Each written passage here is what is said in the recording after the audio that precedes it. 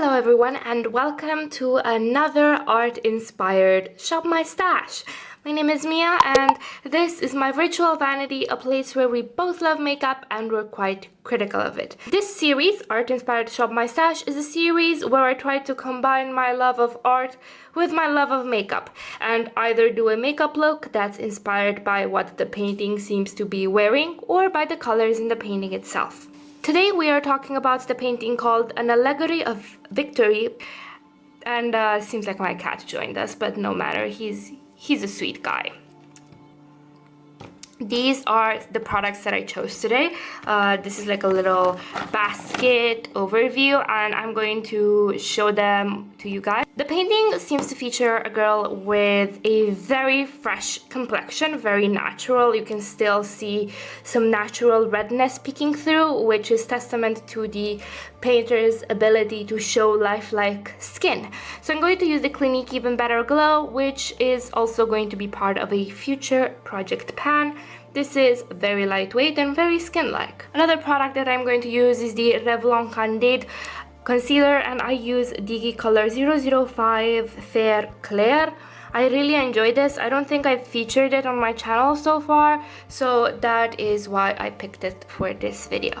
Another product that I've been really loving, this is the Knobloch Close Up Powder, and this is in Fair. I've also not showcased this on my channel yet, and I'm really just loving using this lately and I'm obsessed with it, so that is why I chose it as well, because her complexion is quite matte. It's not like she's got like highlighter on fleek, there's no dewiness going on, so I'm going to try to keep things as natural and skin-like and like skin-like matte as possible. Another thing that she doesn't have on fleek is the brows, so I'm just going to use a brow gel. This is the Essence Make Me Brow and I use it in Brownie Brows 02. I'm also going to do a bit of color correcting. This is the Alverde color corrector. I'm not going to color correct the sides of my nose as much as I would want to and as much as it tortures me to let that redness peek through. I'm actually going to color correct a few zits because aside from her redness, she doesn't seem to have any blemishes because she's a painting and she doesn't get hormonal acne like the rest of us peasants. For the face, I'm going to use two blushes. The first one is actually a bronzer. This is the Sweetie Pie bronzer from Too Faced. I love this. This is my favorite bronzer. I very often use it as a blush, actually. And she seems to have quite neutral tones on her face, so I'm going to go with this one all over the cheek. And as an accent, I'm going to add this shade from the Makeup Revolution. It's just peachy or just peachy, something like that. It's a quad blush palette. I've since depotted them. Everything will be linked down below so you'll know what to look for. For the eyes, I'm going to use the Sephora Spicy Latte palette from their Sephora collection brand, their home brand.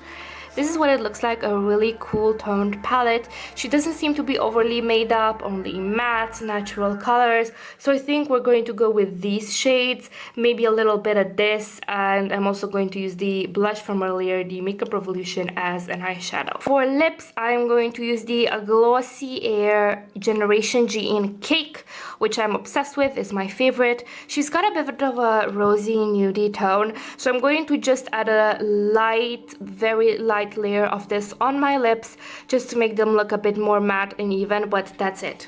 For mascara, I'm going to use the Milk Kush mascara, which is one of the two mascaras that I currently have in rotation and the one that fits the most her natural look.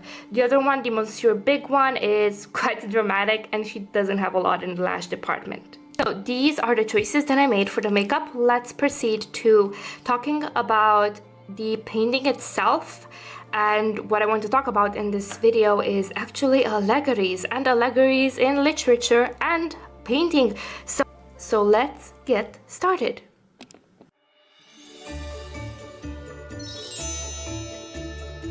Let's get started on the look and I shall tell you all about allegories and basically expose myself on how big of a nerd I am. I've I've got some tea-stained notes over here. I hope I don't forget anything.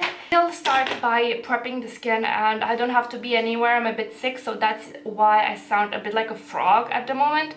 And I'm going to use moisturizer. This is the Clinique Moisture Surge, my moisturizer of choice for quite a bit now. The painting that we're going to talk about is called Allegory of Victory. And I didn't care enough about the actual painter to talk about him. I actually wanted to talk about more the concept of the painting, and that is an allegory. What is an allegory? An allegory is a set of symbols or concepts that are used to describe something else entirely, like a complex situation or an abstract notion like love, justice, victory, war. Things that are very complex and couldn't be put into painting or into writing of themselves. Since it pains me to not color correct my nose, we're going to leave that part of my anatomy aside, and I'm just going to color correct a bit the spots that I have on my face. We're not going to see Clinique Even Better Glow foundation all over the face.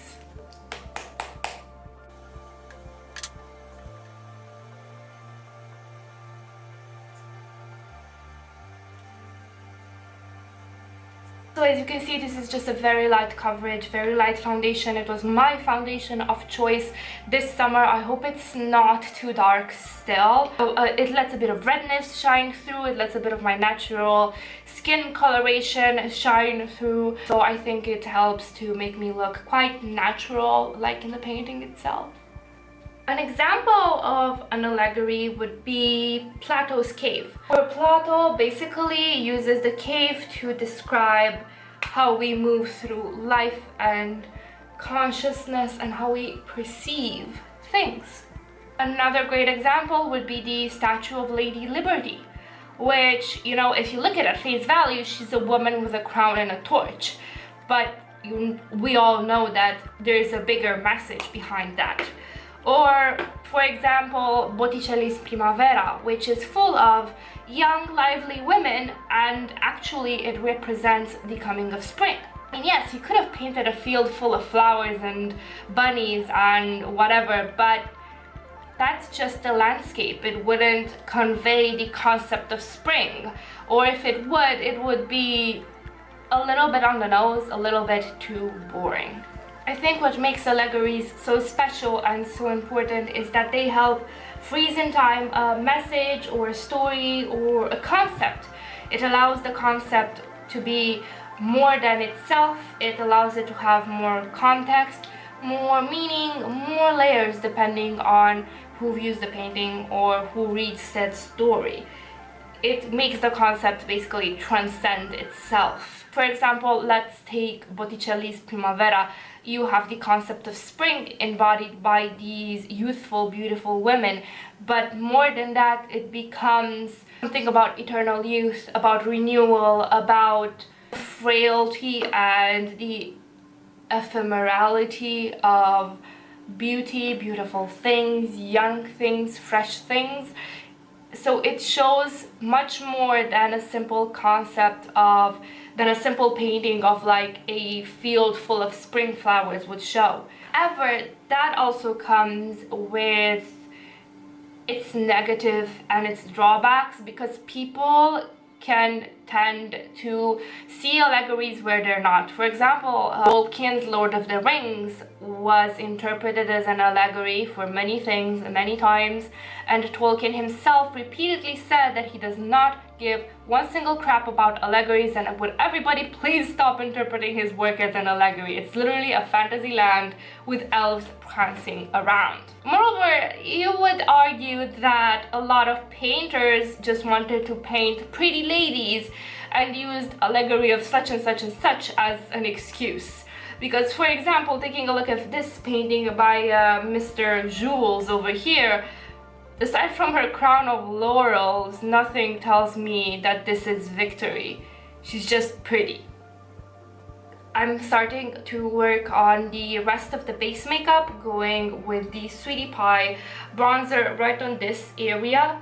but not further. This area, I don't want to look bronzed, I just want to look blushed. I think what is so interesting about allegories is how they relate to semiotics. Semiotics is the study of symbols and how we relate to symbols. Semiotics is also very, very linked with Jungian theory, particularly the theory of the collective conscious and collective unconscious. Symbols do not come through to us directly, they come to us from a societal perspective, from a contextual perspective.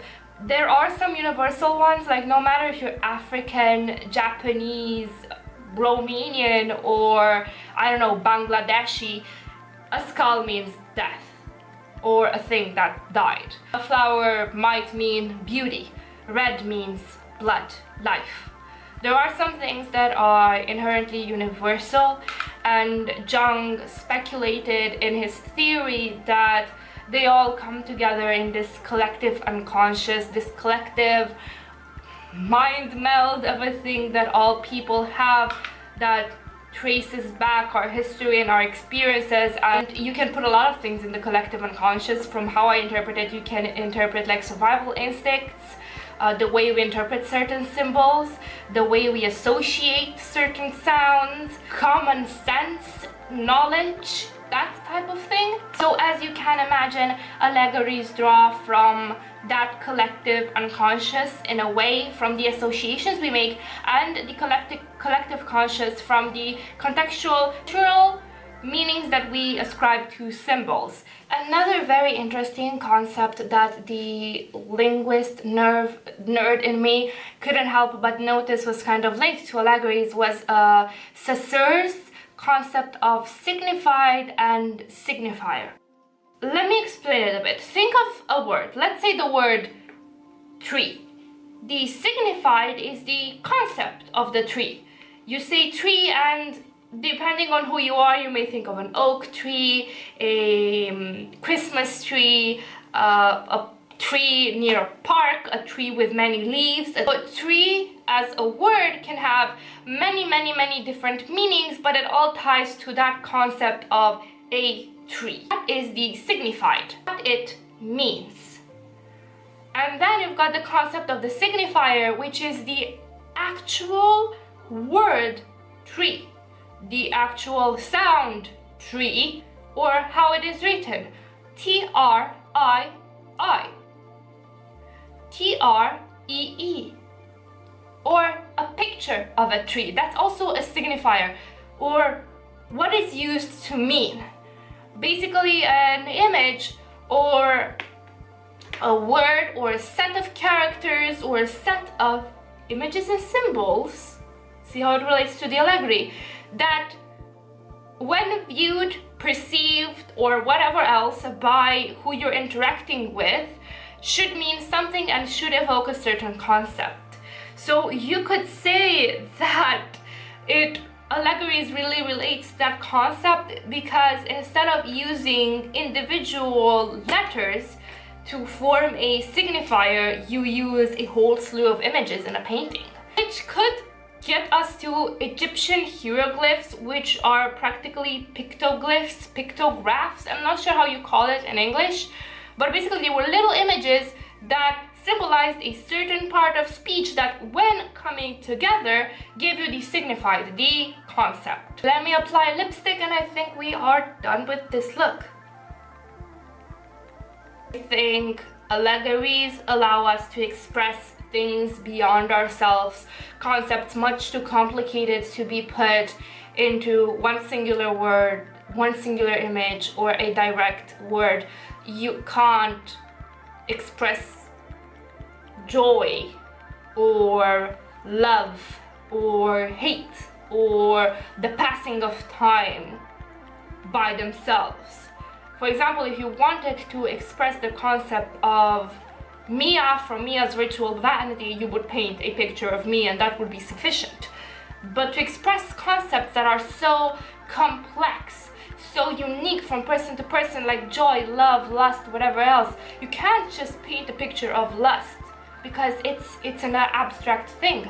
So allegories in that sense help us make reason of the world, make sense of the world, of complex things. Okay guys, this was it. This was my final look and the end of my very nerdy ramblings. I hope you guys enjoyed this video. Thank you guys so much for watching, and I hope I'll see you the next time. Bye.